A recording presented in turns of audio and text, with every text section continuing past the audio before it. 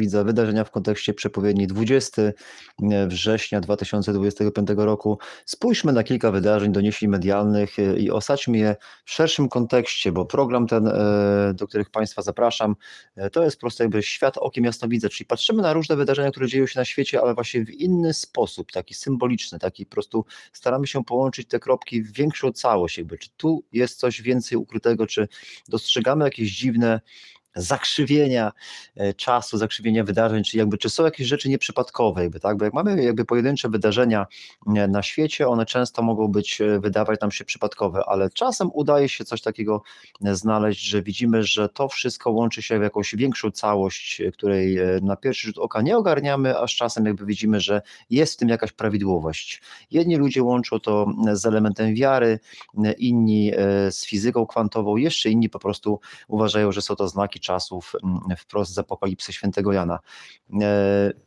Witam pierwszego widza, pan Kronosów napisał, witam serdecznie, rozumiem, że słychać i widać bardzo dobrze, więc dziękuję i od razu jedźmy, żeby nie marnować Państwa czasu, bowiem w Gdańsku jest piękna pogoda, prawie bezchmurne niebo i pięknie świeci słońce, dlatego trzeba korzystać póki czas. Dobrze, spójrzmy teraz na kilka doniesień, bo wydaje mi się, że działo się parę istotnych rzeczy, dosłownie w obrębie 48, a nawet 24 godzin, ponieważ teraz jest sobota rano, czyli wczoraj był piątek. Dla mnie piątek jest zawsze jakoś bardzo istotny, często problematyczny, często właśnie takie problemy jakby moim zdaniem jakby nawarstwiają się w piątku. Nie potrafię Państwu to wytłumaczyć. Może to jest jakby spowodowane tym, że gdzieś należy do jakiegoś takiego radykalnego nurtu chrześcijańskiego i piątek się po prostu kojarzy z ukrzyżowaniem Pana Jezusa, dlatego gdzieś może podświadomie, a może to jest nieprzypadkowe, gdzieś wiele takich różnych problemów jakby dotyka piątku, im bliżej 15, tym gorzej bym powiedział, ale to może być moje subiektywne wrażenie.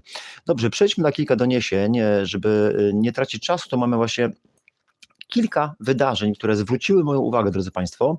Rosyjskie myśliwce nad platformą Petrobaltic na Bałtyku. Jak wiemy, Polska ma na Bałtyku, tutaj to jest od przylądka Rozewie, tutaj właśnie są złoża i tu Polska wydobywa gaz i ropę naftową, ma kilka złóż, kilka platform i właśnie tutaj dokładnie przy tych platformach myśliwce rosyjskie dokonały agresywnego, niskiego lotu, przeczytajmy może dwa rosyjskie myśliwskie wykonały niski przelot, tak, nad platformą Petrobaltiku na Morzu Bałtyckim, tak, poinformowała Straż Graniczna. O incydencie powiadomione zostały siły zbrojne RP. No tu jest przykre to, że po prostu oni se przelecą, my nie możemy z tym nic zrobić, a nasze siły mogą być po prostu poinformowane, tak, że coś takiego się wydarzyło.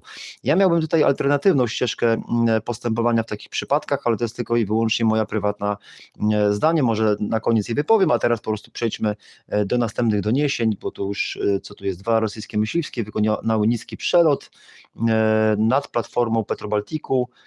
Tam gdzieś czytałem w artykułach, że one wykonały ten przelot mniej więcej na wysokości 150 metrów. Jest to dość nisko, o tu mamy właśnie, tak, rzeczniczka MSWiA Karolina Gałecka podała, że przelot miał miejsce na wysokości 150 metrów. Rosyjskie samoloty naruszyły estońską przestrzeń powietrzną. To jest kolejne zdarzenie, to zaraz na nie spojrzymy. Tu czytamy właśnie jeszcze z innego portalu, tym razem nie Polsat, tylko Interia. Rosyjskie myśliwce nad Bałtykiem, powiadomione zostały siły zbrojne. To jest to samo wydarzenie, tak? Dwa rosyjskie myśliwce wykonały niski przelot, tak? Właśnie nad tą platformą Petrobaltiku. No, po prostu siłą rzeczy mi się włącza takie postępowanie, które Turcja zaprezentowała, czyli po prostu Turcja ostrzegła raz, ostrzegła dwa, a potem po prostu taki samolot zestrzeliła, tak? I tyle. I nikt się nie pytał, czy Turcja jest w NATO, czy nie jest w NATO.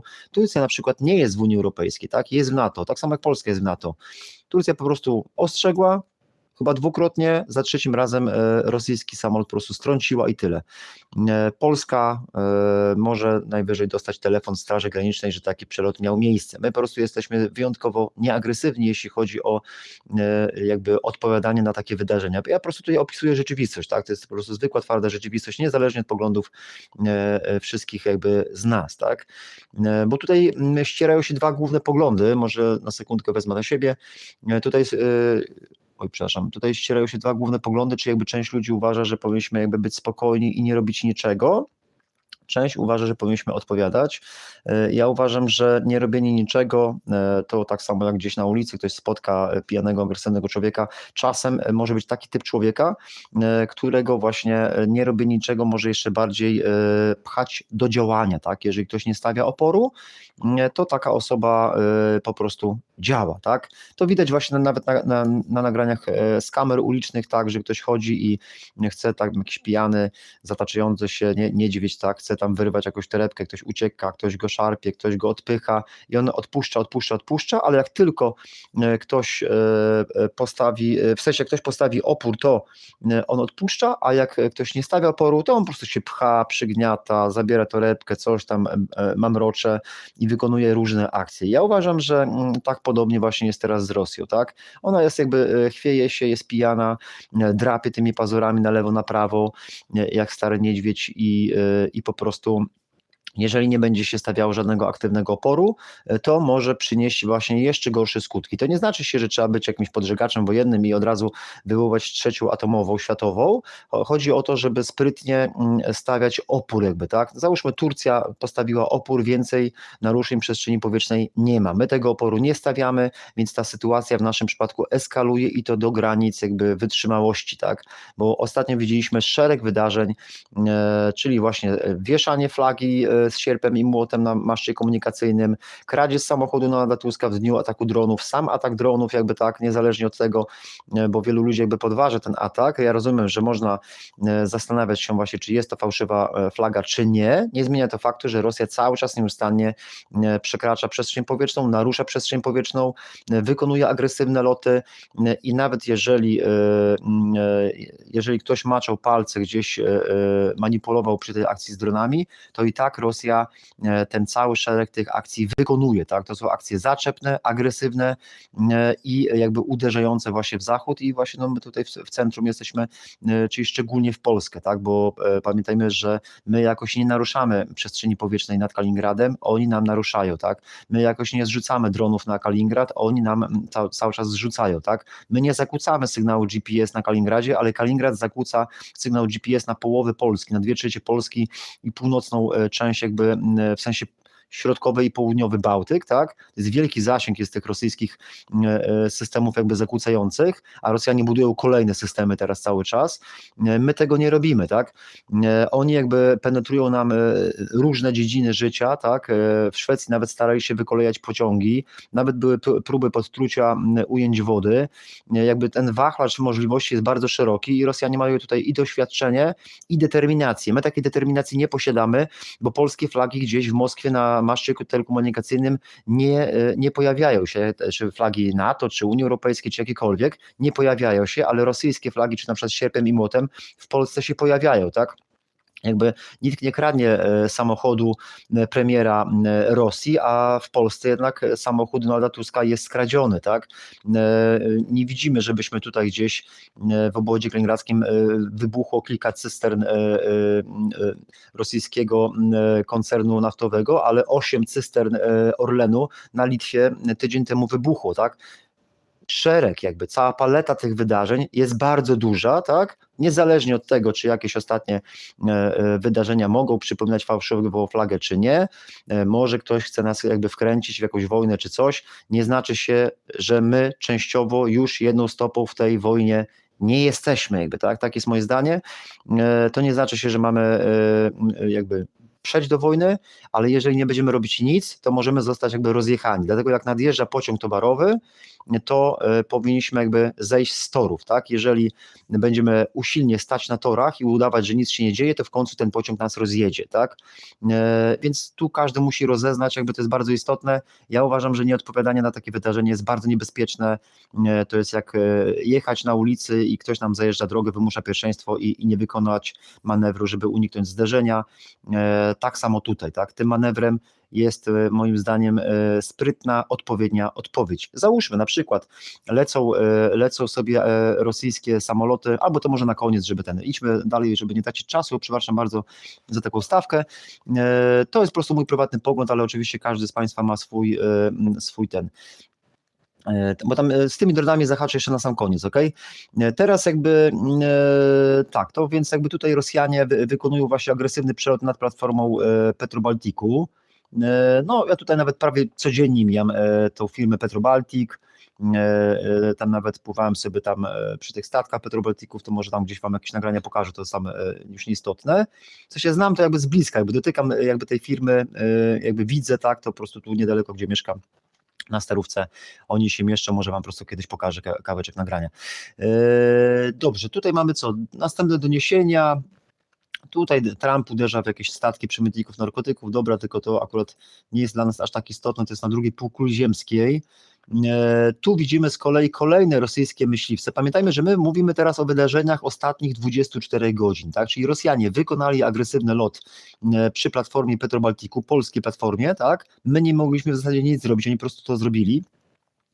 A tutaj jednocześnie też w piątek, bo to wszystko miało miejsce w piątek, właśnie to jest dla mnie takie symboliczne, to też w piątek rosyjskie myśliwce wtargnęły nad Estonię, rząd zwraca się do NATO, czyli Estonia teraz, tak samo jak Polska tydzień temu, tak samo teraz Estonia zwróciła się do NATO, właśnie jak tutaj czytamy, zwróciła się do NATO o konsultacje w ramach artykułu 4, tak? I tutaj mamy właśnie, że 3 rosyjskie myśliwce MiG-31 tak, wkroczyły w estońską przestrzeń powietrzną bez zezwolenia. Tak, to 4. naruszenie estońskiej przestrzeni powietrznej przez Rosję w tym roku, czyli to też jest istotne, że mamy już końcówkę września, tak, więc to wychodzi mniej więcej raz na 2–2,5 miesiąca, tak, więc nie tak wcale często, tak. I teraz akurat jednego dnia przekroczyli, to 3 MiG-31 przekroczyły estońską przestrzeń powietrzną. Mało tego, one tam się utrzymywały bardzo długo, zaraz znajdziemy, ale gdzieś czytałem, że one tam się utrzymywały 12 minut, nie? 12 minut, drodzy Państwo, dla samolotu takim, jaki jest MiG-31, to on tam chyba tą Estonię kilka razy w kółeczko przekręcił, nie? Znaczy, przepraszam, tak mówię troszkę żartobliwie, ale chodzi o to, że 12 minut to w zasadzie jest operowanie rosyjskich MiG-ów nad Estonią, tak? Czyli Estonia nie ma, tak samo jak Litwa, Łotwa, Estonia nie ma swojej jakby sił powietrznych, tak, to tam jest ta polityka air policing, czyli jakby NATO, w tym między innymi Polska lata tam i chroni tą przestrzeń powietrzną Estonii, ale widać, że oni są bezbronni. Po prostu 12 minut rosyjskie MiG-i operowały w przestrzeni NATO. No to jest po prostu hańbiące. To podważa moim zdaniem właśnie ten cały 4. artykuł, o którym oni tam często ostatnie lata dudnili, tak, i widać, że Ameryka słabnie, Ameryka jest słabnie i właśnie, bo o tym chciałem robić ostatnią audycję właśnie o Wielkiej Brytanii, o tym jak Donald Trump był w Wielkiej Brytanii. Może widzieli Państwo ostatnią audycję o meteorycie, to taka chyba najdłuższy live, jaki w życiu wykonałem, prawie 2-godzinny. Tam podawałem przepowiednię dotyczącą meteorytu na Wielką Brytanię i tam 3 lata temu pojawiło się, oprócz tego przeczucia z meteorytem, które się sprawdziło co do dnia, pojawiło się to przeżycie, że Anglia się posypie, co również się sprawdziło, ale to jeszcze będzie na dłuższym jakby odcinku czasem się sprawdzało, to teraz streszczę Państwu w jednym zdaniu audycję, którą chciałem zrobić właśnie o Wielkiej Brytanii i Donaldzie Trumpie, że teraz jak Donald Trump był w Wielkiej Brytanii, to pojawiło się drugie takie uczucie, jakby zapinające w klamrę tą całość, czyli że Ameryka teraz też się posypie. Tak? Że tu było, że Wielka Brytania się posypie, przez te 3 lata widać, że się posypała, a szczególnie w tamtym okresie, kiedy meteoryt spadł, a drugie to właśnie teraz, jak był Donald Trump, że teraz Ameryka też zacznie właśnie iść jakby w dół, odchodzić, jakby sypać się i to na różnych polach będziemy widzieć, że się dzieje. Właśnie, że będzie się wycofywała, że właśnie jakiś ten Charlie Kirk ostatnio i wiele innych wydarzeń może się dziać właśnie, czy jak tam, gdzie Donald Trump wprowadza Gwardię Narodową na ulice amerykańskich miast, co bardzo przypomina takie właśnie apokaliptyczne, takie scenariusze filmów właśnie takich postapokaliptycznych jakby, także właśnie amerykańskie miasta, przepraszam, i w stanie jakby takim ala wojennym, tak? Że to w zasadzie na naszych oczach właśnie spełniają się takie sceny jak z filmów Jericho, było taki kiedyś serial śmieszny Jericho albo inne takie właśnie, no takie właśnie postapokaliptyczne. Więc zmierzam do tego właśnie, drodzy Państwo, że jak było przeczucie dotyczące meteorytu na Wielką Brytanię 3 lata temu i ten meteoryt sprawdził się z dokładnością co do danego dnia, to oznacza się, że to przeczucie, że Anglia się posypie, wcale nie musiało być głupie, sprawdziło się, tak? I teraz jak po 3 latach Donald Trump wizytuje Wielką Brytanię, to następuje coś podobnego, że uczucie, że teraz też Ameryka się w to włączy, w ten nurt upadania jakby, tak? I to właśnie ja tu łączę właśnie z tymi wydarzeniami właśnie w Estonii, czy naruszenia przestrzeni powietrznej właśnie i niski, agresywny przelot migów właśnie przy platformie Petrobaltic, czyli że na naszych oczach właśnie przepraszam, tak wyginam głowę, tylko po prostu tutaj Państwo tego nie widzicie, bo to sprawdzałem, ale mi tu się wyświetla właśnie jakby napis na żywo, czas, odliczanie, tutaj liczba ludzi 15, tak, i to mi tak zasłania, sam siebie nie widzę, bardzo przepraszam, ale wiem, że jakby wy tego nie widzicie, a mi to z kolei przeszkadza tutaj w tym. Więc ja tak wyginam głowę cały czas, żeby przez te napisy, które mi tutaj zasłaniają, się przebić. Dobrze, dobra, idźmy dalej, żeby nie tracić czasu. Więc mamy ten agresywny przelot nad Petrobaltikiem, mamy ten przelot w tej Estonii. Tu mamy właśnie, że w piątek rano, tak? 3 migi 31 w piątek rano, tak, naruszyły właśnie tą przestrzeń powietrzną. To miało miejsce dokładnie tutaj, może zobaczmy sobie na mapce, tu jest taka wysepka na północy Estonii, widzimy, tak, więc oni jakby, mimo iż tam Finlandia i Estonia chcą niby odcinać ten Petersburg, tak, to oni jednak się przebijają i to agresywnie, tak, i nie dość, że tutaj, bo tak były takie marzenia, że oni odetną Rosję właśnie przy Petersburgu, tak, to jednocześnie tu, gdzie jest Kaliningrad, to tu oni wykonują agresywne loty przy naszych platformach wiertniczych jakby, tak. Dobra, o tu jest ta informacja, to jest istotne, chcę, żebyście to zobaczyli.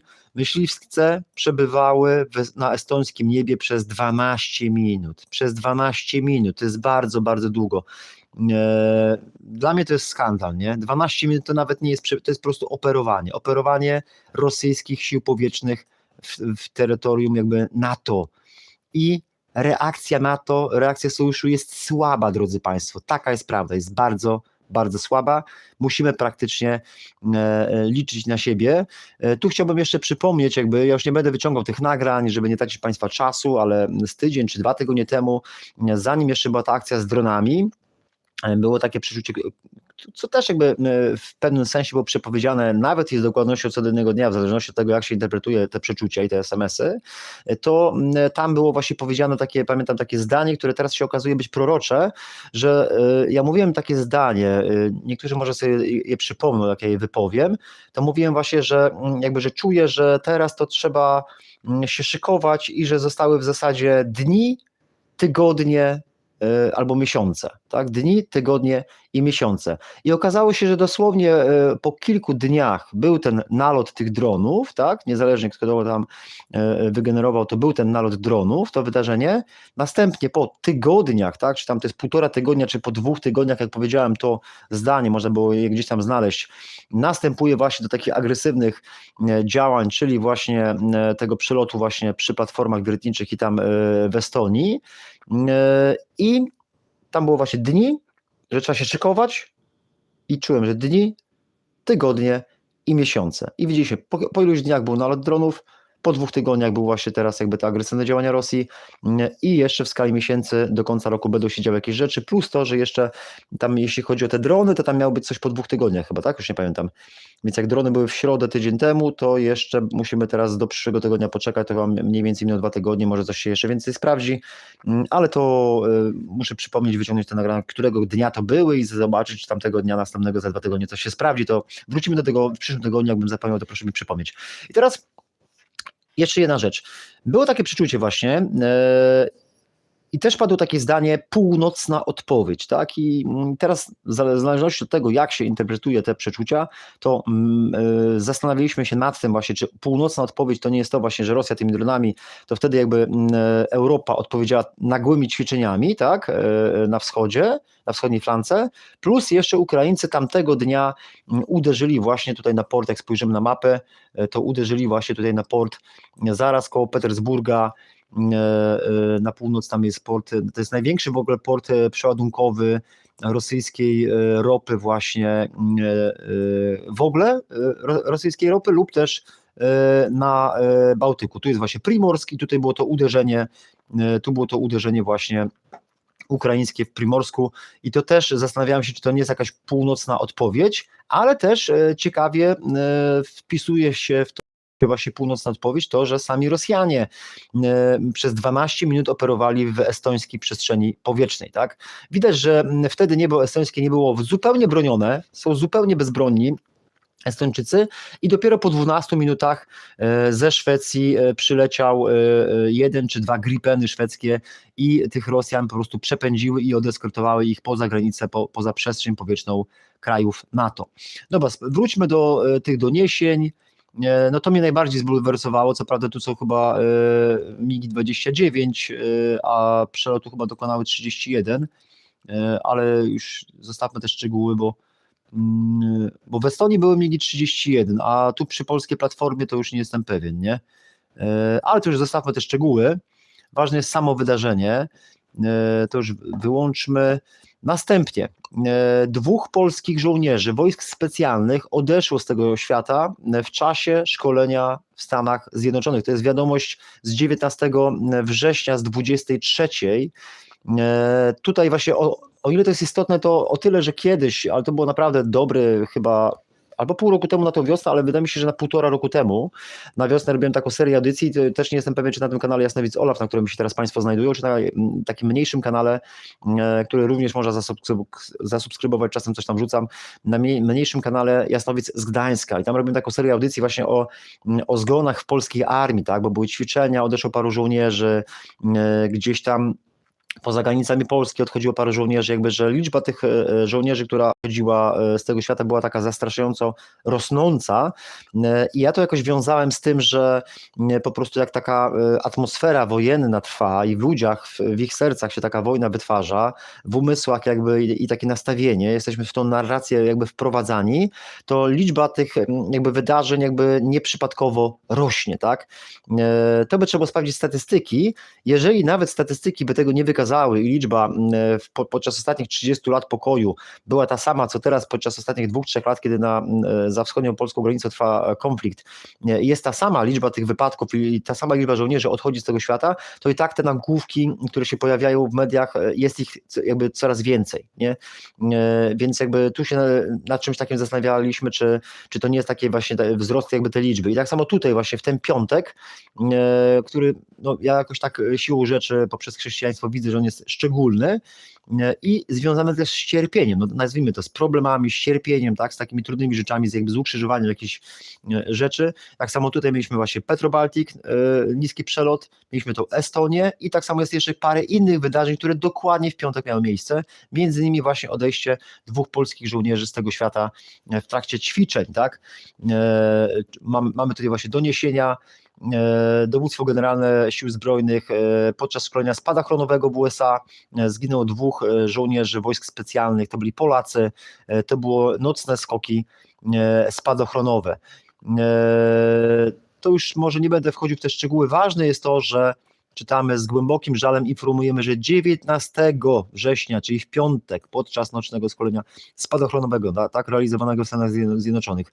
Z siłą rzeczy też ciekawe jest to, że polscy gromowcy czy inni komandosi biorą udział właśnie w szkoleniach właśnie w Stanach Zjednoczonych, jakby tak, to widać, że to gdzieś, kto wie, czy my gdzieś w przypadku czegoś dużego nie będziemy wykorzystywani, żeby gdzieś być desantowani, ale mam wątpliwości, czy tutaj na wschodniej Ukrainie, czy w Rosji jakoś coś widzę Daleki Wschód, że polscy żołnierze mogą być wykorzystani do jakichś specjalnych operacji na Dalekim Wschodzie i nawet nie wiem, czy gdzieś to kiedyś nie wyjdzie. Nie, że 2 będzie złapanych, tylko na przykład gdzieś może kiedyś za ileś lat, gdzieś nie wiem, czy na tyłach Chin, czy gdzieś jakieś takie dziwne rejony, czy może te bazy chińskie, które są na Pacyfiku, gdzieś tam mam obawę, że kiedyś może dojść do takich akcji, w których Polacy mogą brać udział, być wykorzystywani przez Amerykanów i tam może być nawet 1, 2 może być jakby złapanych, tylko myślę, że jeden będzie albo bez przytomności, a drugi z przytomnością, tak, jako jeniec, albo ten. No tak gdzieś takie migawki mi teraz gdzieś się takie pojawiły, ale jakoś nie chcę w to wchodzić, zostawmy to, takie dziwne, nieplanowane jakieś takie migawki, ale to może gdzieś przez ten stres, że ja robię audycję na żywo, to może gdzieś to tak mi się pojawia, to ten. Dobrze, idźmy dalej, tak czy inaczej jakby to trzeba odnotować, tak, to wydarzenie.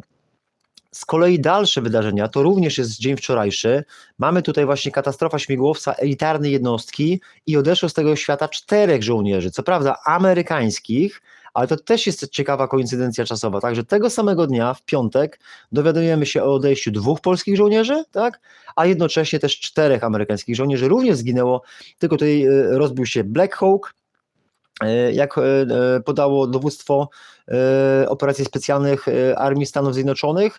Tutaj czytamy też, że ten wypadek miał miejsce w środę, ale poinformowano, tutaj czytamy, poinformowano w piątek, tak? Ale samo to rozbił się około 21 czasu lokalnego w środę, tak? Tu w środę, ale poinformowano w piątek, czyli wczoraj właśnie, czyli wczoraj takie coś miało miejsce.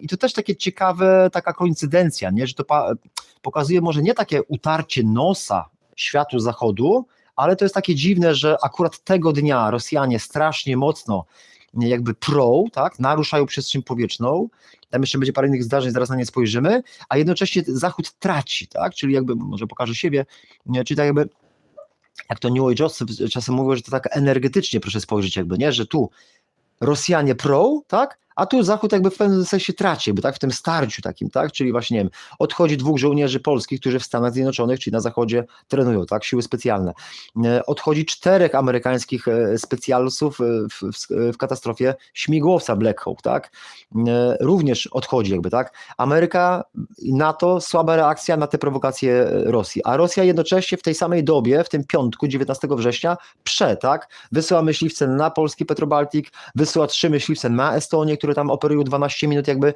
to niezwykle to jest ciekawe, aż chciałoby się tak zafantazjować, jakby, nie?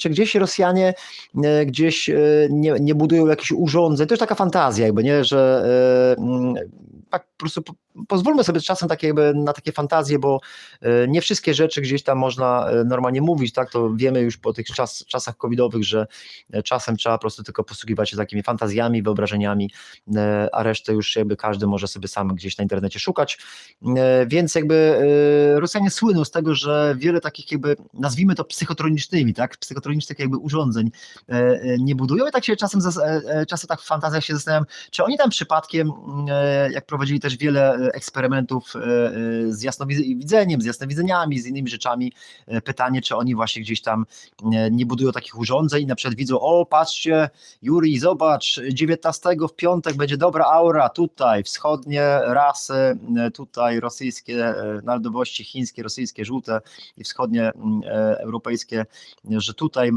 jakoś energetycznie będzie mieć przewagę, a te kraje tego zachodu będą mieć tego, więc tutaj jeżeli mamy robić prowokacje, róbmy to teraz, nie? Czasem jest taka fantazja jakby, nie? Czy oni gdzieś jakby nie korzystają też jakby z jakichś takich dodatkowych tych, nie? Ale to tak spiskowo, nie? Dobra, idźmy dalej. Może to jest po prostu taki dziwny przypadek, jakby takie zbiegi okoliczności, które nas jakby, jeśli chodzi o tematykę kanału, po prostu ciekawią. Więc mamy tego amerykańskiego Black Hawka i również tych 4 żołnierzy, którzy odeszło z tego świata. To już było następnie w Polsce, co się wydarzyło, czyli no, Petrobaltic to też jest Polska, tylko że na Bałtyku, tak, Petrobaltic, a tutaj bezpośrednio w Polsce, może zbliżmy mapkę, czyli tam było z kolei pod Krakowem, bo tu zamula właśnie w trakcie tego, pod Krakowem rozbił się dron, który spadł na teren oczyszczalni w Małopolsce, widzimy tutaj, tak, miejska oczyszczalnia ścieków, na północ, przepraszam, nie widać, sekundka, o tutaj, tak, jest miejska oczyszczalnia ścieków na północ od Krakowa, co prawda był to dron cywilny, ale czy jest to istotne, trzeba to odnotować, bo po prostu jakby to jest jakby cały czas powolne eskalowanie tego wszystkiego do góry, tak? Ze wstępnych oględzin wynika, że był to tak zwany dron rekreacyjny, głównie służący do zabawy i nauki latania. No tak, no operatorzy rosyjskich dronów też muszą się bawić i uczyć się latać, tak? Może to była jakaś prowokacja, może ktoś wziął 200 zł, tak, czy $200, tak, i na zlecenie Moskwy, czy jakiś Białorusin, czy Ukrainiec wykonał taki lot, ryzykując mandatem, tak, podobnie jak to miało miejsce właśnie ostatnio pod Belwederem, nie? Ale to trzeba jakby zwrócić uwagę, tak, że nad Belwederem ostatnio latał dron, złapali tych ludzi, a teraz sobie latał, co prawda nie nad budynkami rządowymi, ale nad oczyszczalnią, miejską oczyszczalnią ścieków, tak, to jest istotne, bo nie musi być to dron, może tak, żeby Państwo sobie to wyobrazili, nie musi być to dron bojowy, możemy tutaj nawet w sumie spojrzeć na ten dron, taki przykładowy obrazek, tak, to jest właśnie dron cywilny, ma kamerkę, może sobie latać, ktoś może infiltrować właśnie, patrzeć na budowę, może oglądać sobie właśnie jak jest zbudowane, może patrzeć gdzie są kłódki, jak się włamać, jak wejść na teren oczyszczalni, czy na przykład do wodociągów i na przykład zatruć ujęcia wody. Ja jestem przekonany, że 2-3 takie incydenty z zatruciem spokojnie będą w Polsce, albo przynajmniej będą takie podejrzenia w ciągu najbliższego roku. Myślę, że spokojnie 2-3 jeszcze takie wydarzenia będą spokojnie, na luzie.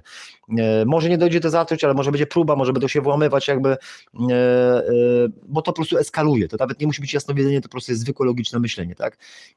My po prostu Polacy musimy się szykować, musimy jakby zewrzeć szyki, tak? Już nie chcę mówić brzydko zewrzeć tyłek, ale zewrzeć szyki i po prostu jakoś współdziałać, żeby po prostu jakby dać radę, że tak powiem brzydko. A może w sumie ładnie. Więc jakby tutaj na tym obrazku widzimy ten dron cywilny, tak? Już zaraz kończymy, bo widzę, że strasznie ten szybko czas leci. Tu widzimy ten dron cywilny. Proszę sobie wyobrazić tą, przepraszam, tu widzimy teraz, przepraszam, ten dron cywilny. Proszę tą kamerkę zwrócić uwagę, tam jest ta kamerka i przypomnij sobie takie filmiki z frontu ukraińskiego, jak lecą właśnie takie zwykłe cywilne drony i one tam po prostu zrzucają granat, tak? A teraz proszę sobie wyobrazić, że one lecą, ale zamiast tej kamerki, zamiast tego granatu, one po prostu zrzucają małą fiolkę z jakąś substancją. Ujęcie zatrute. I koniec jakby, nie? Więc loty dronów, nawet i cywilnych, które jak tam napisali, żeby uspokoić reakcję społeczną, tak, że służą do zabawy i nauki latania, mogą dzisiaj służyć do nauki latania i zabawy, a innego dnia to nie będzie wcale zabawa, tylko mogą jakąś fiolkę zrzucić i na jakiś czas jakby wodociągi wyłączyć, tak, bo to potem polskie służby też działają, tak, one to wykryją, wydadzą komunikat, zamkną wodociągi, tak, przez 3-4 dni ta woda przeleci, potem będą ponowne badania, będzie się znowu nadawała do użytku, tylko po prostu to będzie tam jakby tutaj truł atmosferę w Polsce, jakby tak o to mi chodzi, nie? Dobrze. O kurczę, zapomniałem, że kurczę, zgubiłem parę ważnych informacji, ale to już zostawmy, bo one tak się w piękną całość składały, albo sami je na sam koniec jakby już dla chętnych poszukamy, czy jeszcze są takie dodatkowe informacje, które ja pogubiłem, bo ja screeny zrobiłem, a zapomniałem je zgrać na kompa, żeby pokazać. Dobra, mamy tego drona, wyłączmy tą kartę, żeby to nam nie zamulało. Tu Szwecja szykuje się, to może na koniec z tą Szwecją. Tu jest ciekawe, znaczy no ciekawe, to tragiczne, ale chciałbym na to zwrócić uwagę, taką koincydencję. Mamy tutaj właśnie, że izraelskie czołgi w sercu Gazy, jakoś tak zwrócił mi uwagę ten tytuł tego artykułu, Bliski Wschód, izraelskie czołgi w sercu Gazy, pogłębia się katastrofa humanitarna. No i tu widzimy taką właśnie mapkę, izraelskie czołgi, tak, i po prostu, bo to jest jakby mapka, widzicie, tak, tu jest Morze Śródziemne, po prostu jakby północ jest tam, z prawej, południe z lewej, tam jest jakby zachód i one po prostu jakby nadciągają właśnie, tu jest strzałeczka z tego i tutaj z kolei właśnie ze wschodu na Gazę, tak, jest natarcie na Gazę i teraz one są już w sercu Gazy i chodzi mi o to, że widzimy od wielu miesięcy, a nawet w sumie lat, że trwa tam wielka tragedia i ona się dzieje na oczach całego świata i jakoś strasznie mi podpasował ten tytuł, że izraelskie czołgi w sercu Gazy, a jednocześnie plama słoneczna, na słońcu pojawiło się serce, wielokrotnie większe od ziemi. Serce, ale jakie to jest serce? Czarne. Czarne serce, taka dziwna zbieżność. Ponieważ znajdujemy się na kanale Jasnowic Olaf, Jasnowic z Gdańska, to tak sobie patrzymy na takie ciekawe zbiegi okoliczności i przyglądamy się im jakby, tak, że one tak, jak spojrzymy synkretycznie na całą rzeczywistość, widzimy, że to wszystko układa się jakby w jedną wielką opowieść, w jedną wielką całość, jakby pokazując nam, że tak naprawdę świat jest gdzieś wzajemnie ze sobą powiązany. My wszyscy jesteśmy powiązani, łącznie jakby sprawcy z ofiarami, kraje atakujące i broniące się, tak, czy neutralne, wszyscy tak naprawdę żyjemy w jednym wielkim organizmie. A tu inny organizm, jakby słońce i takie wielkie czarne serce, które jakby z jednej strony jakby promieniuje na Ziemię, tak, pokazuje, że tutaj ja, słoneczko, sobie na was promieniuję, ale jednocześnie w pewnym sensie by odzwierciedlało to, co się dzieje właśnie, że w tym czasie jest wielka plama słoneczna, a tutaj widzimy Bliski Wschód i widzimy właśnie że izraelskie czołgi w sercu Gazy, tak? Czyli w sercu tej sytuacji są czołgi izraelskie, które jakby widać, że świat jakby na to wszystko, co tam się dzieje, nie reaguje, nie? I czarne serce na słońcu. Taka dziwna zbieżność jakby wydarzeń, na to chciałem zwrócić uwagę. To wszystko ma miejsce właśnie w tych dniach. Jednocześnie też w tych dniach wczoraj, taka ciekawostka, tutaj widzimy, mamy zakrycie Wenus przez Księżyc, może sobie to w sumie włączmy, i mamy zakrycie Wenus przez Księżyc. Oj, reklama się łączyła. Dobra, to już trudno, zostawmy. Tam było jakby zakrycie Wenus przez Księżyc, jakby tak, i to mogliśmy właśnie wczoraj, 19, obserwować. Co ciekawe, ja jeszcze nie wyemitowałem takiego snu proroczego, który się już sprawdził, bo ze soboty na niedzielę właśnie zadałem sobie pytanie właśnie, co wydarzy się w związku właśnie z kometą 3 i Atlas, tak, i był taki sen, tam się pojawiła też liczba 19 i się zastanawiałem właśnie, czy to będzie 19 września, czy 19 października, czy to coś będzie za 19 dni.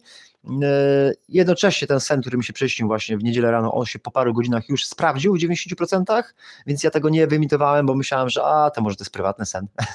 Ale audycję nagrałem, więc jak ktoś będzie chciał, to ja ją tam gdzieś puszczę, wyemituję. Może umówmy się, że jak będzie najbliższy film, nie przekaz na żywo tak teraz, tylko będzie najbliższy film, to tym filmem będzie właśnie ten film sprzed tygodnia w niedzielę, który po prostu, no jak ktoś ma ochotę, to sobie obejrzy. On tam trwa chyba z 20-30 minut. Ale tu też jest takie ciekawe, że w tym śnie właśnie pojawiała się 19 i 19 właśnie, bo w tym śnie pojawiało się, że coś będzie na niebie 19, czy za 19 dni, tak? A tutaj właśnie z kolei właśnie faktycznie 19 było to zaćmienie, to też tak fajnie podpasowało właśnie pod te wydarzenia, nie? Ale to już jest takie dodatkowe jakby, tak? Bo sam ten sen się spełnił tak symbolicznie w moim życiu prywatnym, bo często ludzi uczę właśnie, że te sny spełniają się właśnie w różnym jakby aspekcie. Może być nasz prywatny, może dotyczyć się naszego miasta, w którym żyjemy, naszego regionu, państwa, świata albo całego wszechświata. Zależy, czego dotyczy ten sen. Dobrze, tu z kolei też warto jest odnotować, że niepokojące dane z Europy, groźny wulkan budzi się do życia, to dzisiaj rano właśnie takie doniesienia. Wiadomo, że te wulkany się cały czas budzą, tu jest po prostu to trzeba to odnotować, także nie tylko Yellowstone, nie tylko Kamczatka, jak ostatnio wulkan Kraszennikowa, też taka ciekawa zbieżność, ale też w samej Europie, właśnie we Włoszech, takie śmieszne, że akurat dzień wcześniej było jakieś poczucie, że gdzieś w sierpniu chyba za rok, tak, coś tam czarnego było. No właśnie, czarnego, co to może być? Czy coś z czarnym lądem, czy czarny ląd, bo tu jakieś czarne te osady, czy coś, nie wiadomo. Dobra. To tyle. Tam po prostu wzrasta działalność tego wulkanu. Ja w ogóle tam byłem właśnie na tych polach flegrejskich i w tym mieście Pompeje. No, szczególnie polecam Pompeję. To naprawdę byłem na wycieczce. Kiedyś dostałem taki dar, ktoś mnie obdarował, tak, i mogłem jakby za darmo pojechać właśnie na wycieczkę z pewnymi ludźmi i właśnie tam właśnie oglądać sobie właśnie i to się nazywało są takie dwa miasteczka, jedno małe, jedno duże, Herculanum, to jest takie małe miasteczko, taka osada rzymska, a drugie to jest właśnie Pompeje i to właśnie niesamowite wrażenie robiło, że widzimy, że po prostu naprawdę wulkan przykrył 10-15 metrów popiołów, przykryło po prostu jakieś takie domki parterowe i tam ci archeolodzy odkopywali spod tej właśnie tej całej zawały, z tych Pompejów i to tak naprawdę, a tak sobie pomyślałem, że gdyby oni tego nie odkopali, to by leżało tam, nie wiem, 2000, 3000, 30 tysięcy lat i za 30 tysięcy lat by odsłonili, tak, a tam normalnie są całe domy, jak w Gdańsku są pomalowane kamienice, tak samo tam są właśnie sprzed ponad 2000 lat, tak, bo kiedy były Pompeje? Pompeje był chyba w 70 roku naszej ery, a sekundka, sprawdzę coś, bo coś mi przyszło. Bo wiecie co, bo mam problemy i teraz klawiatura mi zamula. Dobra, no nieważne. Bo tak mnie zaciekawiło, którego roku były Pompeje. To sobie potem sprawdzę i no nieważne, to więc jakby musimy właśnie to odnotować też właśnie ten wulkan. Tam ktoś coś na czacie napisał, to zaraz spojrzę i skończymy, bo nie chcę za dużo czasu, bo to ma być tylko poranek, a wieczorna audycja zrobimy dłuższą. Wczoraj nie dam rady. Może dzisiaj się poprawię, sobota, to zrobimy sobie jakąś dłuższego live'a wieczorem. To tyle, to po prostu musimy odnotować i to wszystko, zostawmy już to. Tu tylko pokażemy, że to jest tutaj na południe, Neapol, tutaj jest tak, że sekundkę, ludzie właśnie, moja technologia jest niestety przedpotopowa, tu mamy ten Neapol właśnie i pod Neapolem tam na dole są właśnie ten Herculanum i Pompeje. Dobra, ale wróćmy do naszych obszarów. Wróćmy do naszych obszarów, środkowo-wschodnia i tutaj też w tym momencie północna, czyli ze Szwecji Gripeny na Estonię, tutaj chyba z obwodu królewickiego te migi nad polskie platformy i sama też Szwecja, ona cały czas się szykuje, to są po prostu Szwedzi i mamy właśnie, że Szwedzi opracowali sobie 7 potencjalnych scenariuszy, tak? Nie jeden, bo to jest istotne, nie? Czyli nie jeden, że w razie Niemca, czy raczej w razie Ruska ewakuacja na zachód, co właśnie może być błędem, bo ja mam takie obawy, że my przeżywamy taką powtórkę z historii, nie? I żeby nie było czegoś takiego, że będzie ewakuacja i będzie znowu na południowy wschód. Jak za I wojny światowej okazało się, że jednak się ewakuowaliśmy na południowy wschód, to żeby nie było coś takiego, że kiedy przyjdzie czas ewakuacji, przynajmniej z części Polski, z jakichś większych obszarów, tak, to mam nadzieję, że to będzie w dalszej przyszłości, a nie wcześniejszej, to, że my jednak będziemy uchodzić, jak większość Europy, na południowy wschód, nie? A rząd tutaj nam opracował jakby tylko na zachód, nie? Widzi tylko ratunek w zachodzie, nie? No ale jeżeli zachodu nie będzie, albo coś się z nim stanie, no to słabo z tym, nie?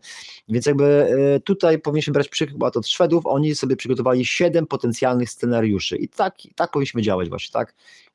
Łącznie, nie wiem, z ewakuacją do Szwecji, z ewakuacją właśnie na południowy wschód, do Słowacji, zabudowanie się w górach dawnego Siedmiogrodu, jak tam kiedyś była taka wizja, tak? Że są różne potencjalne scenariusze i powinniśmy różne ścieżki jakby mentalne u siebie wytwarzać, a nie tylko jedną, a potem, bo to jest tak, że jakbyśmy tylko jedną ścieżkę, ktoś wysadzi nam most na Odrze i koniec, nie? I cały plan runie i koniec. Nie, no trzeba właśnie jak Rosjanie, tam trzeba na ileś ruchów do przodu i ileś potencjalnych scenariuszy. Tak właśnie robią Szwedzi, powinniśmy ich w tym względzie naśladować. No ale wiadomo, że oni mają bardzo dobrą jakby sytuację, tak, jeśli chodzi o obronę, no ale to jest właśnie tragiczne, że oni mają bardzo dobrą sytuację, a oni się do tego bardzo mocno szykują, tak? Ja już nie będę czytał tych wszystkich tutaj niuansów tego artykułu, ale chciałem tylko to po prostu jakby zaznaczyć, tak? Że mimo, że oni mają kasiorkę, mimo, że jakby są w dobrym punkcie, może spójrzmy na mapkę, już wyłączmy to, spójrzmy na samą mapkę, jak spojrzymy, już zaraz kończymy, tylko żeby to wyjaśnić właśnie, że tu mamy Polskę, u nas w centrum jest rozjeżdżana cały czas na lewo i na prawo, między Bałtykiem a górami, to tu właśnie Szwedzi są odcięci tymi cieśninami, tak, na południu widzimy, tam jest most, to oni mogą go wysadzić, po prostu nikt tam do nich nie dojedzie i w zasadzie są otoczeni, tak, są chronieni od zachodu przez Norwegię, więc tam Norwegia sama będzie musiała z ewentualnymi jakimiś atakami sobie radzić, więc spokojnie, sama Szwecja jest chroniona przez Norwegię od zachodu. Oni mają tylko tutaj problem tego Bałtyku, tak, że może być desant czy nie desant, ale słuchajcie, no zdesantować się, Szwecja jest naprawdę duża, nie? I co z tego, że co, jak się oddział się zdesantuje i co, nie? To oni spokojnie będą jakby tam sobie prowadzić działania, będą się bronić jakby, tak? Jeżeli Rosjanie by się jakby chcieli tam gdzieś zdesantować, ale oni tego nie zdobędą, nie? Bo oni się cofną tutaj w góry Szwecji i nie ma szans, tak? Oni tam mają lotniska, ja byłem przy takim jednym lotnisku właśnie Gripenów w górach, gdzieś mniej więcej tutaj to było, pamiętam, była baza lotnicza, Gripeny właśnie ukryte w górach, nie do zdobycia, ciężkie, też daleko od lądu, od morza, przepraszam, tak? Więc nie ma szans jakby, tak? Oni lotnictwem będą operować, rakietami, nie będą zdobyci, zresztą oni mają też masę bunkrów ukrytych w górach, tak samo jak jest właśnie na miniaturce specjalnie chciałem wam pokazać właśnie, że oni tam po prostu mają bunkry. A wiem to z tego względu, słuchajcie, bo kiedyś nawet oglądałem sobie ogłoszenia, że te bunkry były na sprzedaż. Teraz już nie są, ale mnie strasznie zainteresowało, słuchajcie, że kiedyś z całą rodziną, bo teraz każdy poszedł na swoje, ale kiedyś z całą rodziną mieszkaliśmy w takim mieszkaniu 56 czy 7 metrowym i zaciekawiło mnie, że mieszkanie w Gdańsku na Morenie 56-metrowe było droższe chyba o 100 czy 200 tysięcy niż bunkier 50 chyba 6-metrową, był dosłownie metr mniejszy niż bunkier atomowy sprawny z lat 80., z czasów zimnej wojny właśnie na północy Szwecji, gdzieś w górach ukryty, niezależny, tam gdzieś autonomiczny przez 2 lata mógł działać i taki bunkier kosztował, pamiętam, chyba mieszkanie kosztowało 300 albo 450 tysięcy złotych, a bunkier z kolei kosztował 250 tysięcy złotych. To było niesamowite, były normalnie ogłoszenia, można było je kupować. Potem 10 lat później chyba czytam takie artykuły, że niektórzy sobie coś ekscentrycy właśnie wyprowadzali się właśnie, takie były nawet filmiki na YouTubie, jakaś rodzina się wyprowadziła do bunkra atomowego, nowego i one zostały jakby gdzieś sprzedane, a ta część, która nie została sprzedana, teraz jest jakby ponownie readoptowana przez władze szwedzkie i oni sobie znowu je przystosowują i gromadzą tam jedzenie, wszystko, żeby tam jakby przetrwać, albo przynajmniej te najważniejsze zasoby narodu, żeby gdzieś tam w tych górach Szwecji przetrwały, nie? Co prawda gorzej będzie, jak tam tyłki zmarzną i będzie zlewocenie, być może też będą musieli się ewakuować, jeśli tam 5-metrowa warstwa śniegu ich nie zasypie, ale do tego czasu na pewno będą mogli się jakby schronić, jakby tak. No i my tutaj właśnie nie mamy takiej dobrej pozycji jak Szwedzi, ale do tego dążę, że oni mają tak dobrą pozycję, a oni i tak opracowują 7 scenariuszy i cały czas pracują nad tymi wszystkimi różnymi wariantami bezpieczeństwa, więc my powinniśmy tak samo w tym ciężkim położeniu, w jakim jest Polska, również nad tymi wszystkimi scenariuszami pracować i różne alternatywne wersje wydarzeń zakładać łącznie ze wschodnią alternatywą, tak? Że nie wiem, coś się wydarzy, że będzie trzeba tu uciekać na przykład, albo coś się wydarzy, że będzie trzeba się dogadać z Łukaszenką, tak? No ciężko, ja akurat nie jestem zwolennikiem, ale tak, to nie wiem, no raczej ja gdzieś zawsze gdzieś w swoich przeczuciach widziałem właśnie południowy wschód, gdzieś tu przez Słowację, tak, gdzieś przez Karpaty, przez Słowację, gdzieś, nie wiem, no ja bym najchętniej to tutaj gdzieś z tymi wszystkimi państwami, Polska, zachodnia Ukraina, Rumunia, trochę tych słowiańskich narodów, Czechy właśnie, gdzieś tutaj w tych górach, w tych Karpatach, jakbyśmy się okopali, to żadna siła by nas stąd jakby nie wykurzyła, bo tutaj pamiętajmy jest mała republika Czeczenii, tak, tam były 3 wojny, to jest małe, mniejsze niż województwo, a oni tam się tłukli ileś razy, tam są góry, strasznie, całej Rosji było ciężko, to w ogóle tam 3 wojny było to mało Czeczenie, tak, więc jeżeli tutaj ileś narodu by się skumulowało w tej całej kotlinie, Karpaty, tak, te wszystkie góry, nie byłoby szans, nie? Można byłoby to wspólnie gdzieś jakoś wygospodarować, ileś bunkrów zbudować i spokojnie jakby zabezpieczyć takie najważniejsze siły narodów właśnie słowiańskich jakby w tych górach, ale to już jest taka futurystyczna wizja, pewnie nikt jakby oczywiście nie weźmie tego pod uwagę, ale to taka fantazja właśnie zgadzająca się właśnie też z przeczuciami właśnie, że jakieś ewentualne gdzieś przemieszczenia ludności, to właśnie mi się wydaje, że w tym kierunku, ale czy to po jakimś zlodowaceniu, w dalekim czasie, czy może jakieś fale tsunami, cokolwiek, to już jest czysta, właśnie już daleka taka fantazja, powiedzmy. Tu właśnie Szwecja jest obudowana, a jeśli chodzi o wschód, nawet jak Rosjanie tutaj tworzą nowe okręgi wojskowe, jeżeli będą atakować czy destabilizować Finlandię, to tu Finlandia jest ciężka do zdobycia, pokazała to w II wojnie światowej, przeciwstawiła się Stalinowi, dała radę, ale jak jeszcze do niej dołączy Szwecja, tak, a jeszcze z Norwegii też jakieś myśliwce będą nadlatywać, więc raczej Finlandia nie będzie zdobycia, ta może częściowo, więc Szwecja na pewno też już nie będzie zdobyta i pewnie też część wyśle swoich sił, żeby wspomóc tą Finlandię, więc po prostu to gdzieś jak zwykle, tak samo jak w II wojnie światowej, tak samo i w potencjalnej trzeciej, dopóki głowice nad naszymi głowami latać nie będą, to pewnie by to się wszystko mniej więcej odwzorowało jak za dawnych lat, jak za I i II wojny światowej, więc Szwecja jest tak naprawdę okopana bardzo mocno i mimo iż jest taka w miarę bezpieczna i okopana, nie licząc zagrożeń wewnętrznych, tak, szczególnie z Malmą, to jednak opracowuje te scenariusze, więc my powinniśmy już obowiązkowo mieć 17 scenariuszy, a nie 7.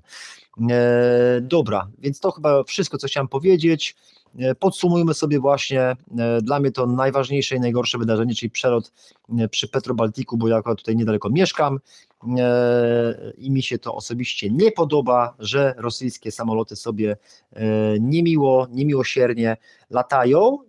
Mnie jest akurat kontrargument, jeżeli chodzi o to, że miałaby być jakaś fałszywa flaga z dronami, nie można niczego wykluczyć, tak, ale jeżeli miałaby być fałszywa flaga, to jest taki jakiś dziwny kontrargument, że jednak Rosjanie podpisują się pod tymi dronami właśnie nieustannymi, agresywnymi lotami, czy to w przypadku Petrobaltiku, czy właśnie Estonii i właśnie operowania 12 minut w estońskiej przestrzeni powietrznej, dla mnie to jest karygodne bo to już nie są drony, pamiętajmy, to są 3 MiG-31, tak, 3 wielkie MiG-i 12 minut sobie fruwały w te i we w te po przestrzeni NATO, a NATO, nic NATO, NATO nie ma nic NATO, jedynie wysłali Gripena i teraz zastanawiają się, co zrobić, jak zareagować. To jest właśnie istotne, bo sekundka, może wezmę tylko łyczkę, przepraszam, wezmę łyczkę, bo już mi zaschł w gardle, będziemy kończyć.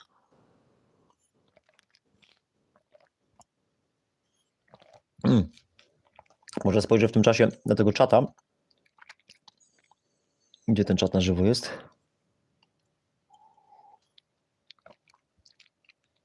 A, czarna fala we Włoszech, 10-12 sierpnia. No dobra, to trzeba zapamiętać, jakby nie wiadomo, czy to w ogóle będzie, bo to za rok czasu, to 11 miesięcy. A to było takie gdzieś w trakcie audycji wyskoczyło, czy to będzie prawidłowo, to nie mam pojęcia, nie? Ale jak użytkownik Chronosus chce, jak zapamięta, to bardzo dziękuję.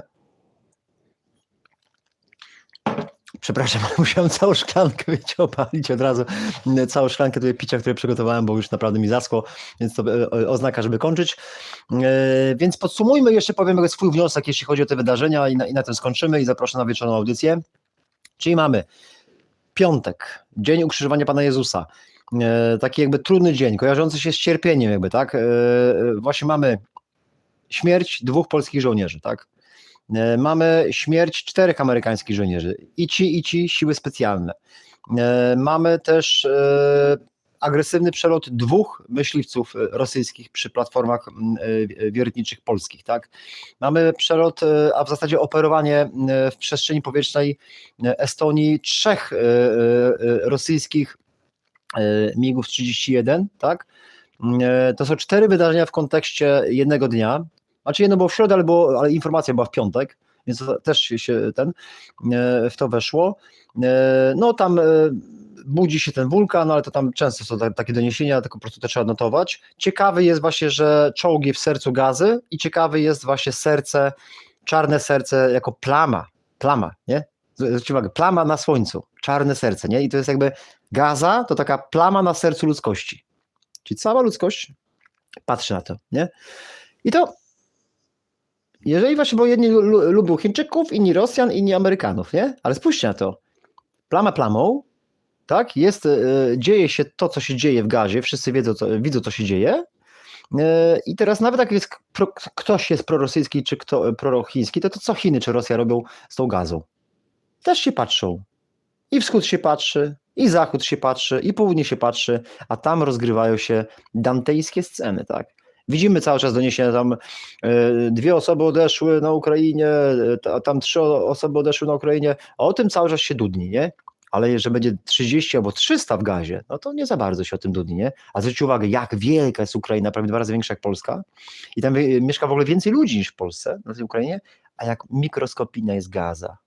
A jak dużo ludzi tam chodzi. Jak przemnożymy te liczby, to będzie przełożenie jak 1 do kilkuset, jeśli nie 1 do iluś tysięcy. Tak? Powierzchnię, liczbę ludności i ilość tych tragicznych wydarzeń dla każdej z tych pojedynczych dusz, które tam w zasadzie odchodzą.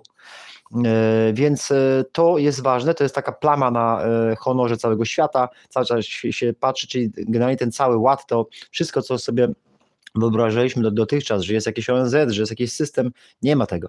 Jest po prostu, każdy sobie rzepkę skrobie i po prostu ten system takiego ładu społecznego na całym świecie moim zdaniem się załamał. Amerykanie jakieś statki bombardują cywilne, oczywiście narkotyki przewożą, tak, ale po prostu nagle, bach, wybuchy, rakiety, do widzenia jakby, tak. To wszystko, co wcześniej oglądaliśmy w filmach z lat 90., to dzieje się teraz na naszych oczach. Tam były takie filmy chyba z Harrisonem Fordem, Stan zagrożenia chyba, tak, czy coś tam, to też tam było właśnie, prezydent tak atakował rakietami, a teraz to widzimy, to się po prostu dzieje, to się zrealizowało, nie? Czyli to jakby widzimy, że te rzeczy takie, które wcześniej jakby pojawiały się w sferze mentalnej, tak, czy jakiejś w formie filmów to widzieliśmy, to teraz jest naszą rzeczywistością, tak? Tak samo jak było z pandemią COVID-19, tak, też wiele było filmów, nawet i polskich, to był chyba jakiś Atak Marsjan chyba, czy coś, tak, było takie coś, nie, że jakiś śmieszny, jest taki fajny kanał, Buntownik Jutra, i on super w trakcie pandemii właśnie fajne filmiki dawał, Buntownik Jutra, polecam taki kanał i tam te stare filmy sprzed kilku lat można sobie obejrzeć, superanckie. Pozdrawiam tego pana i tam też właśnie pokazuje te filmy, które pokazywały tą rzeczywistość, która teraz następnie zaistniała, tak, właśnie z pandemią COVID-19 to takie filmy jak Epidemia czy inne robione 10 lat wcześniej de facto opisały to, co się działo w pandemii COVID-19. Dziwny zbieg okoliczności, nie?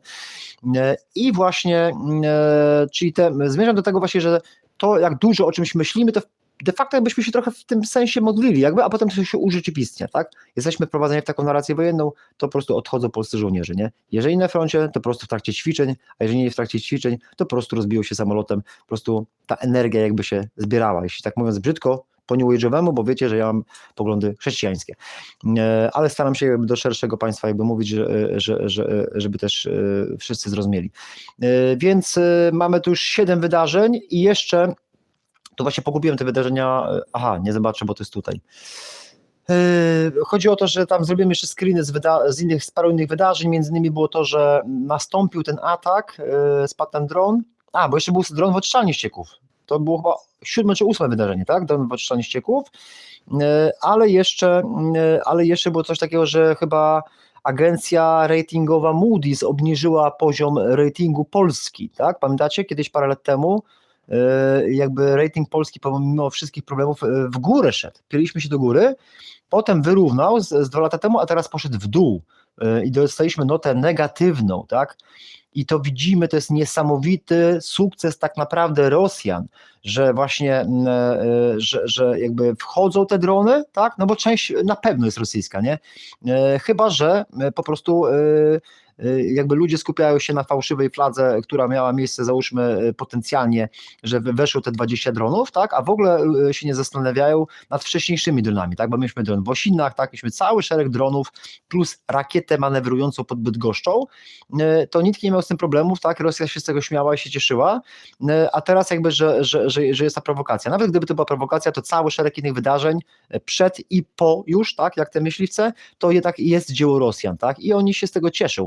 I to wszystko działa na pozycję Polski, której rating teraz został pierwszy raz wzięty na negatywny. Sprawdźcie to, bo ja już te screeny po prostu nie dałem ich, ale jest takie też, że właśnie pierwszy raz dostaliśmy notę negatywną i inna agencja chyba też właśnie będzie wystawiała tą notę negatywną. To jest ważne, bo oni wyślą parę plastikowych dronów, a w tym momencie załóżmy, nie wiem, macie kapitał, żyjecie sobie gdzieś na zachodniej Europie, wcześniej sobie myślicie, o fajna Polska, mało przybyszów nielegalnych z Afryki, kupię sobie tam dom, ale potem, o kurczę, ale tutaj ruskie drony latają, nie? Czy ruskie, czy prowokacyjne, nieważne, ale latają, nie? Czyli to ta chata jest mniej warta, bo to jest mniej bezpiecznie, nie? Czyli oni właśnie, Rosjanie doskonale nas destabilizują, nie? I oni będą to robić dalej, bo to jest w ich interesie, mało tego, będą te działania poszerzać, co właśnie widzimy, tak, a nie przeciwdziałamy, tak, ja jestem zwolennikiem, żeby albo przeciwdziałać, albo może by się od razu zapisać do zachodnich województw ZBIR-u, czyli Związku Rosji i Białorusi, tak, albo się przeciwstawić, jakby, no innej drogi nie ma, jakby, tak, jest demokracja, to niech każdy decyduje, tak to wygląda, no ale widać jakby, że w Polsce też bardzo jest duże zainteresowanie właśnie tymi wszystkimi spiskowymi, czasem ono może być niezdrowe i może właśnie działać negatywnie na interesy państwa polskiego, to już każdy ma swoje poglądy. Ja chcę tylko jeszcze odnieść się do ostatnich 2 rzeczy, to jest jedno to jest pan generał Kukuła, a drugie to do potencjalnych możliwości reakcji na te wydarzenia, okay? Czyli tak, generał Kukuła, bo to jest taki argument, który jest powielany przez wielu ludzi, jeśli chodzi o ten atak dronów, to wielu ludzi powtarza właśnie, że dla mnie to jest w ogóle nietrafiony argument, ale wielu ludzi się nim posługuje, tak, że kiedy następował jakby wlot dronów zza wschodu na Polskę, to Rosja przestrzegła, Białoruś, Łukaszenka przestrzegł Polskę, nie? Słuchajcie, jeżeli spotkamy się w podstawówce, tak, i będzie jeden chłopak wielki, silny, który wyrósł, a drugi jeszcze nie urósł, tak, i ten wielki powie, dawaj kanapki, dawaj, bo dam ci strzała na tego, zaraz dam ci strzała na plaskacza i dostajemy plaskacza. To znaczy się, że co, ten silny chłopak, który wymusił kanapki, jest okej, tak, że ostrzegł, że zaraz da plaskacza i po czym dał tego plaskacza, to jest rozgrzeszony, tak, i że jest fałszywa flaga, tak, że ten plaskacz był fałszywą flagą, to nie ja ci dam plaskacza, to ten z 5B, to ten z 5B, nie ja. Rozumiecie, o co mi chodzi? To, że generał Kukuła potwierdził, tak, że Łukaszenka czy władze białoruskie potwierdziły, że jakieś drony lecą na przestrzeń powietrzną Polski. Mogły nawet Łukaszenka 2 drony zestrzelić, nie? To nie zmienia faktu, że drony mogły lecieć rosyjskie, tak, wystrzelone przez Rosjan, mogły lecieć przez Ukrainę, mogły lecieć przez Białoruś. Do tych lecących dronów mogły dołączyć kolejne 4, czyli na przykład Białoruś by sobie zestrzeliła, jeszcze by sobie filmik propagandowy nagrała, że patrzcie, bronimy Polski, jesteśmy członkiem NATO, bronimy Polski, patrzcie, źli Ukraińcy atakują, my zestrzeliwujemy te ukraińsko-rosyjskie drony, my Białorusini chcemy być bliżej Polaków niż Ukraińcy, a jednocześnie po cichu wystrzelić 4 kolejne, tak? To, że Wiesław Kukuła, generał tak polski powiedział, że takie coś miało miejsce, można różnie interpretować i na to chcę zwrócić uwagę, tak? Nie chcę tu forsować swoich przekonań, Niech sobie każdy wyciąga wnioski samemu, tak? Bo jak powiem jedno, to ludzie będą się złościć, drugie to ludzie będą się złościć. Dla mnie jest najważniejsze powiedzieć Jezus, tak? I te przeczucia, to wszystko jest związane z Panem Jezusem jakby, tak? I to ma was jakby bić, nie? I poruszyć. A cała reszta to możemy sobie porozmawiać. I tak samo z tymi poglądami. Każdy ma swoje poglądy, ale chcę zwrócić uwagę na to, że te rzeczy można różnie interpretować, tak? I to, że Wiesław Kukuła powie, że Białorusini ostrzegli, to co z tego? Co z tego? To wcale nie sankcjonuje tego, że to była fałszywa flaga albo nie była fałszywa flaga, tak? Równie dobrze to mogła nie być fałszywa flaga, mógł być to, kurczę, nawet nie wiem, atak Białorusinów. Dlaczego na przykład nie ma ścieżek logicznych, że ludzie nie myślą, ale może to po prostu Białoruś, żadna Rosja, żadna Ukraina, tylko sama Białoruś. Sama Białoruś to wymyśliła, skonstruowała te drony i zaczęła sobie nimi atakować Polskę i haha, nie chcą imigrantów, zamknęli nam granicę, to my teraz jakby ich dronami tutaj, bo nam granice zamykają, nie? A nie, przepraszam, bo zamknięcie granicy było po tych dronach, nie? Ale tak czy inaczej, jakby mamy zapad, musimy zabłysnąć przed Władimirem, więc my parę dronów weźmiemy, puścimy na Polskę i pochwalimy się przed Władimirem, jak fajnie a dla Polaków, żeby byli naiwni, jak dzieci, powiemy, że my to was ostrzegamy, a sami te drony wysyłamy. Rozumiecie? Każdy może grać w różny sposób i po prostu można to różnie interpretować, jakby tak. Więc jakby dobrze jest, jakby, żeby tak spokojnie podchodzić do tych wydarzeń, ale też nie popadać w taką histerię właśnie, że ale przecież Wiesław Kukuła powiedział, więc oni ostrzegli, więc to w ogóle Ukraińcy i koniec, nie? I wszystko jest jasne, nie? Tylko że właśnie te MiG-31 nad Estonią, czy przy polskich platformach wiertniczych to są poważniejsze sprawy i to jednak są Rosjanie, nie? To jednak są Rosjanie i oni to robią cały czas, tak? Cały czas i eskalują w górę, czyli de facto podpisują się pod tymi dronami, nawet gdyby to nie były ich drony, to oni chcieliby, żeby to były, oni się po prostu pod tym podpisują tymi swoimi działaniami, tak? Bo mogliby udawać, nie? Zwróćcie uwagę, kiedy było posiedzenie Rady Plenarnej ONZ w sprawie dronów właśnie, tak? To wtedy Rosjanie nagle wykonali 7-krotnie mniejszy atak na Ukrainę za pomocą dronów. Użyli tylko chyba 143 z tego co pamiętam, a w noc wcześniej chyba, w tamtym ataku użyto ponad 800, tak? Więc w momencie rozmów oni przycichli, chcieli udawać takie grzeczne myszki, my tu mamy wojnę, ale tylko 100 dronów wysłaliśmy na Ukrainę, nie? A wtedy, kiedy poszło na Polskę, to było 800, tak? Dobra, zasycha, więc ostatnia rzecz i kończymy, czyli możliwości przeciwdziałania. Może dam tylko jedną możliwość potencjalną, bo już mi zasycha w gardle i skończymy, bo już za długo kurczę. Myślałem, że zmieszczę się w pół godziny, a to jak zwykle czasowo to długo wychodzi. Chodzi mi o to, że możliwości przeciwdziałania jest bardzo dużo, jest cały szereg, po prostu możliwość po prostu przeciwdziałania temu, co robią Rosjanie na różnych polach, tylko trzeba tego chcieć. A Polacy są jak ubezwłasnowolnione dzieci i same za siebie nie decydują. Przykładowo można sobie wyobrazić, skoro Ukraińcy dokonali tutaj z terenów Ukrainy, dokonali ataku tak daleko tutaj, tak, na Primorsk i na ten cały obszar tutaj oni atakują rakietami, tak, to co szkodzi, żeby nagle na lotnisko w Kaliningradzie pierdyknęła rakietka. I te migi już nie wystartują. I te migi właśnie, chyba bateryjka mi siadła. I te migi, bo ja odpiąłem kabel od laptopa, o Boże, trudno się mówi, dobra, a to też znak, żeby kończyć. Czyli chodzi mi o to, drodzy Państwo, że po prostu jakby możliwości jakby reakcji jest bardzo dużo, sekundka, jest cała paleta. I teraz jakby, bo te migi, które leciały 150 metrów, bardzo nisko nad Bałtykiem, przy platformach i potem dopiero polskie wojsko dostaje informacje, znaczy pewnie widzieli ich na radarach, tak? Ale to jest po prostu wszystko za późno. To chodzi mi o to, że w razie nagłego ataku z nienacka, to dochodzi do takich scen, że dochodzi do takich scen, że właśnie, że po prostu oni nawet nie musieliby użyć rakiety. Wystarczyłoby, że oni użyliby po prostu działka, zwykłego działka 20 mm i po prostu by strzelili do tych platform, one zaczęłyby wybuchać jak w filmach amerykańskich, płonąć i koniec. I tracimy bezcenne, bardzo drogie instalacje roponośne, na których bardzo dużo pieniędzy zarabiamy. Tak? My jako Polska to są polskie platformy Petrobaltic. Tak?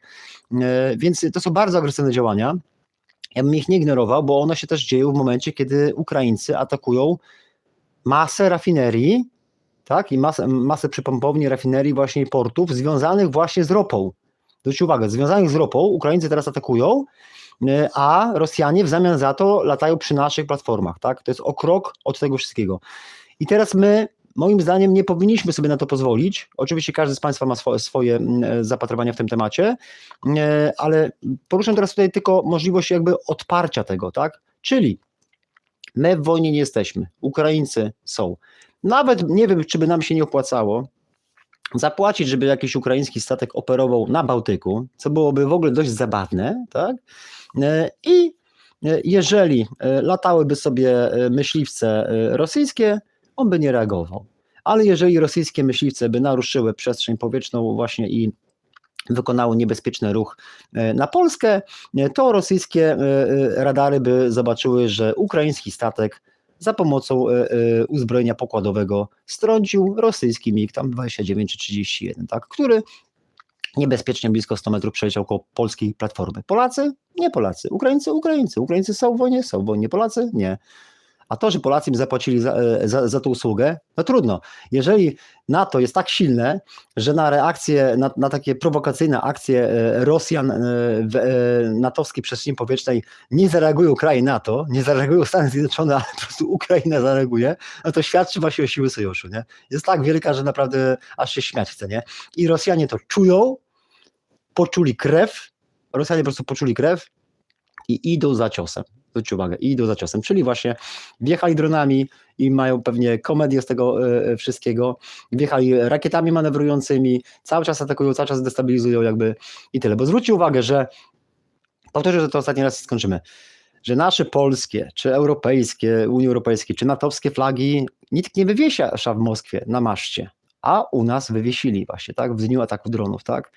Nie ma, że ruskie platformy, wagony z paliwem wysadzają, tak? A w dniu ataku dronów 8 wagonów polskich zostało wysadzonych, czy niby był wypadek, niby, nie? Potem nikt nie ukradł samochodu Putinowi czy Miedwiediewowi, tak? Ale Tuskowi ukradli, tak? Fajnie, że wyższe służby specjalne to szybko wyjaśniły, ale zrobili to. My nie mamy tych działań, oni mają, tak? To nawet nie ma równowagi, tak? My im wywieszamy flagę, oni nam wywieszają, oni nam drona, my im drony, oni nam tutaj to my im tam, nie, tylko oni cały czas, tak? Więc jak oni już ileś tych akcji robią, no to ktoś się podłączy, jakąś fałszywą flagę zrobi, to też się prosi. To też się prosi, bo jak wszystkie akcje dzieją się z jednej strony, to też się prosi to wykorzystać i podpiąć się pod taką jedną z tych akcji i ugrać coś dla siebie, nie? Dlatego fałszywe flagi są niewykluczone, ale one się biorą ze słabości właśnie, z braku reakcji. Jest agresor, nie ma reakcji, to go rozjusza do jeszcze większych akcji. I tyle. Dobra, nie będę się rozgadywał. To moje zdanie, ale ja też mogę zmienić zdanie w przyszłości. Zobaczymy. Uważam, że Zachód nie odpowiada i to będzie szczególnie ze stratą dla Polski. Dobra, kończmy, spojrzę tylko na czata, ale już nie mam siły odpowiadać, bo naprawdę zasło mi gadę. Słuchajcie, wiecie, już nie mam wody, więc skończymy ten. Obniżenie perspektywy wiarygodności kredytowej Polski, pan pitbull.pl, nie, pitbull.pl, przepraszam, bo pitbull coś tak z rozpędu. Obniżenie perspektywy wiarygodności kredytowej Polski ze stabilnej do negatywnej przez agencję Moody's nie powinno być dla nikogo zaskoczeniem. Okej, dokładnie, ale ważne, że jest, jakby dla nas jest ważne, że ono w ogóle zaistniało właśnie w tych dniach, nie? Czyli jest ta destabilizacja i jest to obniżenie. To fajnie, że pan potwierdził właśnie, bo zgubiłem te screeny. Ten przelot koło platformy to już drugi raz, jak pamiętam. Tak, ale to pamiętam, że ten pierwszy był chyba bardzo dawno temu, nie? Czyli to jest dość rzadkie wydarzenie. A tu się skumulowało jakby w jednym czasie, nie? I tu mamy wyższy Kronosus. Olafie, czy myślisz, że w przyszłym roku będzie pobór do wojska dla zwykłych obywateli?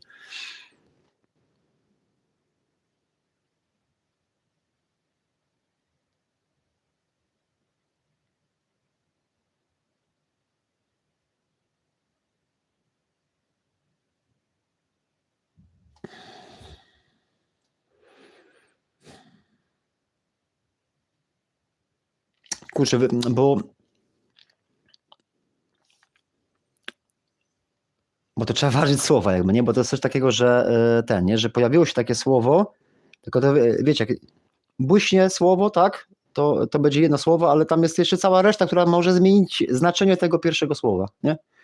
I tu już jakby nie mogłem tego chwycić, dlatego przestrzegam przed nadinterpretowywaniem tych słów, bo to może zupełnie się okazać, że nie będzie większej różnicy między tym rokiem a przyszłym, choć myślę, że będzie delikatna na plus, że coś się będzie więcej w tym działo, ale w sensie pierwsze słowo to było, że będzie coś takiego, że będzie, ale zaraz powstało słowo ale, tak? Będzie, ale coś tam. No nie mogłem tego chwycić jakby, nie? Będzie, ale ten. I tam coś było, że w lecie, coś mi się kojarzyło właśnie, że wiosna i lato, nie?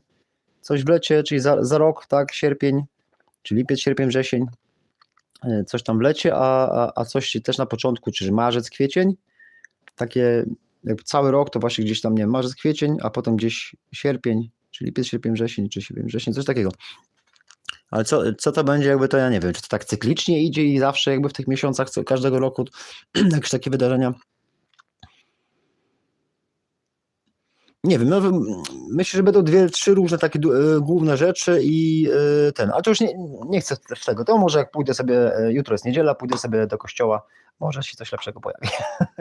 Dobra, to kończmy, słuchajcie, i bo naprawdę zaschło mi w gardle za długo, bo to jest masa tematów i ja myślałem, że wieczorem na audycji miałem się rozgadać, a nie w porannej. Miał być szybki przegląd wiadomości, a tutaj wyszła długa audycja, ludzie. Dobra, dziękuję za uwagę, trzymajcie się, pozdrawiam was serdecznie, niech będzie pochwalony Jezus Chrystus, kocham was, buziaki, pa. Bo normalnie tracę głos, cześć. Może mapkę na koniec weźmy, gdzie się znajdujemy i na tym kończmy. Dobra, to trzymajcie się, cześć. Jezu.